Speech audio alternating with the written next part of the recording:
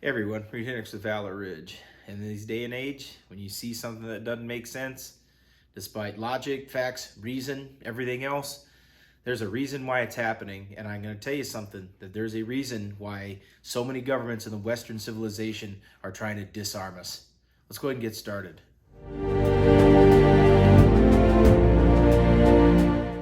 You know, we're in a time where, as a nation, and I'm going to expand even further than the United States, but let's focus on us right now. We're in a time in a nation where we have diametrically opposed views as to what this nation actually is. And we're at a point in a debate, discussion, whatever you want to call it, where the trajectory moving forward in this nation, it is diametrically opposed between various groups of people. And when you're talking about a discussion or a debate where people can't even agree on what a man or a woman is, when we're at a point where the vast majority of this country can't even tell you what system of government that we have. We can't even agree on what system of government that we have. I keep hearing people talking about democracy. And yet we know for our founding documents that we're a constitutional republic. They're not the same thing. They are diametrically opposed to one another. When people talk about what the role of government is, we even disagree on what the role of government is. The role of government in this country is designed to get out of your life, get out of your way, and enforce the rules that are already in place. But then another faction says, no, we're going to use the government to enact our vision. We're going to use government via force.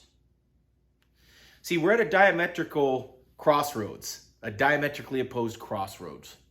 And no other topic than the Second Amendment, which is front and center. And I will argue this, and have many, many times, that the Second Amendment is the heart of our nation. It's the soul of our nation. Yes, the Constitution is written on a piece of paper, and it says certain things. Yet it's been violated over and over and over again. All with morally superior accolades of a group wanting to use the very blueprint that was supposed to restrict government in order to empower, embolden, and expand it. Very profane. And the Second Amendment now, in many locations, has been denigrated to a privilege, which is not a privilege, it's a right. And it's a right that pre-exists the United States Constitution. There's a reason why people want to disarm Americans. There's a reason why government wants to take our arms away from us. And if you've been watching across the world what's happened within the last several years, you'll know exactly why. And you'll know exactly throughout history why governments have disarmed their own people. It has nothing to do with public safety. Because if it did, then last century there wouldn't have been 100 million people killed by their own governments. Criminals don't kill 100 million people in a century. Well, war criminals do, which would be governments. But certainly not in your day-to-day society is that happening. So it's not about public safety. This year, we had a Supreme Court case to celebrate, and that would be the Bruen case, which elaborated on the Second Amendment. Not that we needed that, because shall not be infringed is exactly that. There's no mincing words. Yet, we still had a Supreme Court decision that has upheld the Second Amendment as an individual right to keep and bear arms both in and out of the home. And that to have any laws against it, it has to have text, history, and tradition of this nation, of which there is no gun control for the first 100 years. In short, there is no gun control that's allowable in the United States per that Supreme Court decision. Now, if you're one of these people out there that is afraid of firearms, as Jeff Cooper would call you, a hoplophobe, since phobe is such an important, fun word these days. If you're a hoplophobe, if you're someone who is against firearms, that's your problem. But you don't get to expand your mental illness to the rest of the population because of your fear. Children are afraid of the boogeyman. We don't pass laws to ban the boogeyman. Children are afraid of ghosts. We don't pass laws to ban ghosts. And just because you're afraid of firearms, that doesn't mean that we're going to pass laws that infringe on the Second Amendment. But I will tell you this, getting back to a serious note, that there's a reason governments disarm their people. And it has nothing whatsoever to do with public safety or civilization or anything else. And in fact, I would argue that when people are disarmed in a nation, the opposite of civilization happens. That's when barbarism happens. That's when tyranny happens. That's when genocide happens. And because many of you have come to the channel because of a history perspective, I will give you a history perspective when it comes to the disarmament of individuals and various nations outside of the United States. Let's begin over 100 years ago in 1911. We're in the Ottoman Empire. The Ottoman government disarmed its population. And within a decade, over 1.5 million Armenians were rounded up and killed.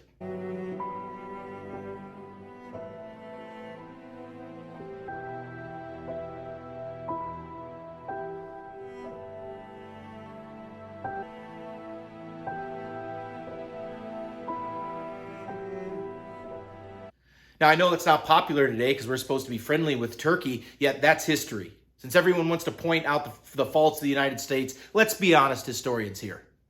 1.5 million Armenians killed in the Ottoman Empire after they were disarmed. Let's move out of an empire. Let's go to the Soviet Union. In the early days of the Soviet Union, the 1920s, they enacted gun control. The Bolsheviks decided nobody was going to have guns anymore because that would not be good for the state or the party specifically. Well, within 2 decades, tens of millions of people were killed. The kulaks had their land and property confiscated. They were sent to gulag all across the Siberian region and killed. 20 million people killed because they were disarmed and couldn't fight back. And a great book to read about this entire phenomenon is the Gulag Archipelago. Let's move forward into the 30s. In the 1930s, China enacted gun control. And within 4 years, 20 million people were rounded up and killed. Many, many more killed during the Great Leap Forward under Mao. Another 20 to 30 million people killed. China, the government of China is the greatest genocidal maniac in the history of the world. All because their people can't arm themselves and fight back. And we saw in the 1980s during Tiananmen Square, people did stand up, although they weren't armed. And just recently, this stuff is happening yet again. We've seen it happen in Hong Kong. How much more powerful would their movement be if they had a Second Amendment? China has over it. It's a fight to preserve the freedoms people have here. How much more successful would they be against their tyrannical oppressors? We'll go to 1938 in Germany, where gun control was implemented. Within 7 years, 13 million people were killed, rounded up and killed, of all different backgrounds. And this is excluding war, ladies and gentlemen. None of these figures include warfare. This is direct death due to government because they were disarmed, incarcerated, starved, or outright killed. This is what I'm talking about. This has nothing to do with warfare. This is disarmament. We can move into the 1950s. When we look at the Khmer Rouge, when we look at the communist regimes in Cambodia, when they disarmed their people. Within a decade, they had over 1 million people killed. Now let's go to Central America. In the 1960s, if you look at some of the Central American countries, specifically Guatemala, in the early 1960s, they enacted gun control. And then within a few short years, there's over 100,000 indigenous Mayan Indians that were killed and descendants of the Mayan Indians. 100,000. If you go into the 1970s, we can look at Africa. There are many countries in Africa that enacted gun control, but the most glaring example, if you look at Uganda, within that country, they enacted gun control. Within a decade, hundreds of thousands of Christians were killed in Uganda by a dictatorial regime. And I could go on and on and on for historical examples. I could go on to many nations where gun control is enacted, and people, if not outright killed, were incarcerated and sent to decades-long prison sentences for simply disagreeing with their government. Let's point to a more current illustration. Let's look at Canada. Let's look at right north of the border here. Of Ottawa, they've arrested nearly 200 protesters over the weekend. They fired tear gas. They threw dozens of vehicles to shut down the trucker protests against COVID restrictions. One of those truckers is Derek Brower, says his personal and business accounts were frozen because he was part of it. Literally right across the border from the United States, you have a regime in place by a communist little dirtbag, Justin Trudeau, who wants to ban firearms in Canada and to a large degree has been successful because people don't know what to do up there. Well, guys, here's the thing. When you look at a Western civilization, and Canada used to be a part of that. I don't consider them a part of Western civilization anymore. You don't have a right to protest. They will digitally unperson you if you disagree with the government. They'll shut off your bank account. They'll confiscate your property. They'll put you in prison if you disagree with that regime up there. Now, they put a new law into place where they want to ban hunting rifles up there. So no handguns, no hunting rifles. What the hell is left? Do you think they're just going to stop there? How quickly did normal rifles, most other places, become assault rifles? How soon do you think it's going to be when a scoped bolt-action rifle becomes a sniper rifle? All these games that they play with words and verbiage and emotion, and that's the world they live in. We look no further than Australia, the land down under. Used to be a very good place to live. Now they're at the point where a government can wave a magic wand after they disarm their people within 2 decades. Now they're stealing family members away from each other and forcibly injecting them with an experimental medical treatment. Or family members are prevented from seeing each other and you can't get into the stadium. How different would that stadium be if there was concertina wire around it? The undesirables of society. Yet here we are in the 21st century, making the same mistakes that happened 80 years ago.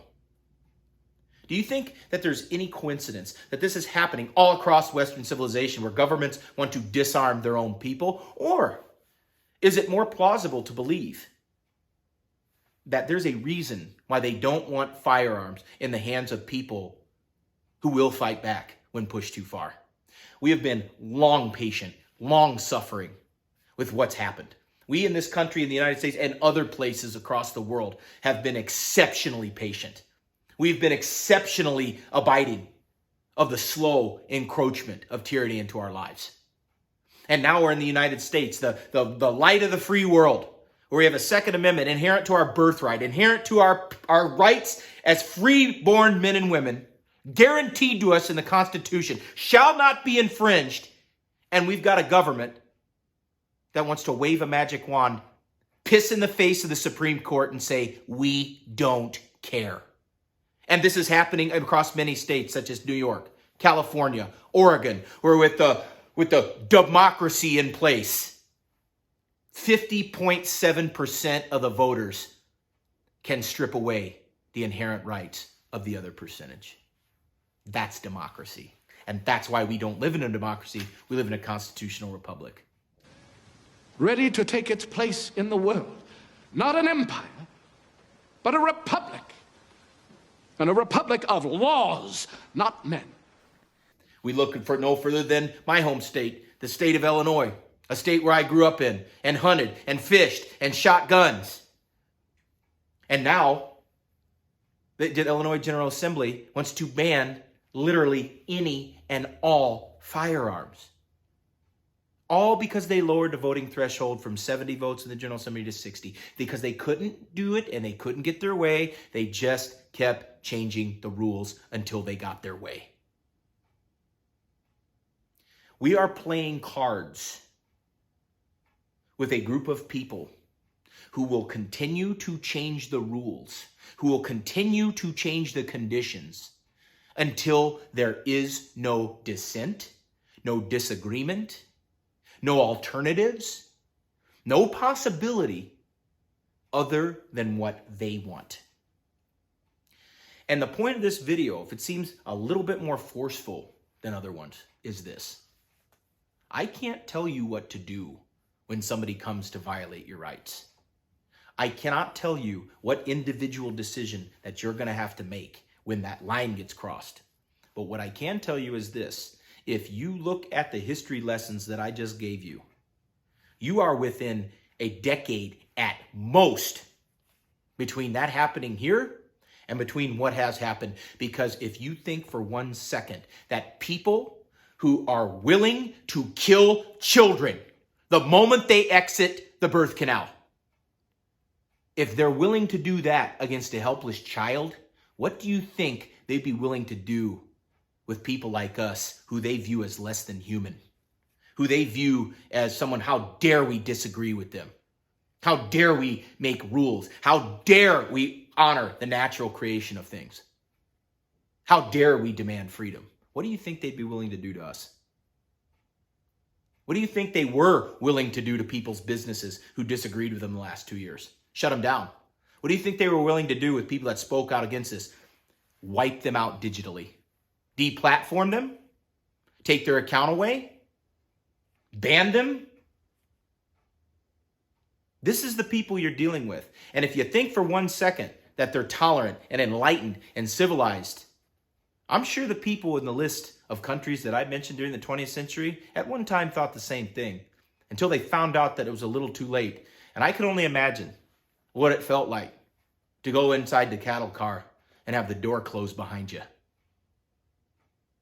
Where's the hope then?